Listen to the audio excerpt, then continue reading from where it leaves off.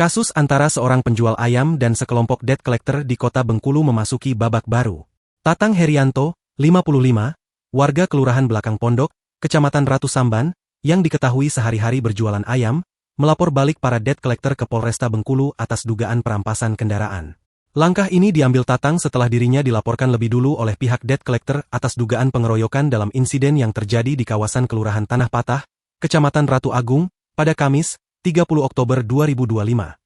Dalam kejadian tersebut, Tatang sempat terlibat pertikaian dengan beberapa orang yang mengaku sebagai debt collector saat mencoba menarik satu unit mobil Daihatsu Luxio miliknya.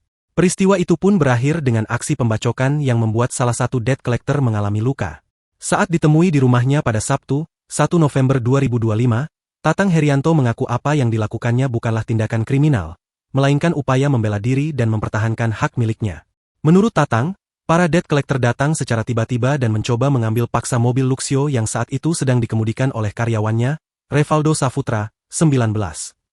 Benar, kami sudah buat laporan ke Polresta melalui sopir mobil kami Revaldo, ungkap Tatang, Sabtu, 1 Oktober 2025. Para debt collector tersebut tidak menunjukkan surat resmi maupun keputusan pengadilan saat hendak menarik kendaraan.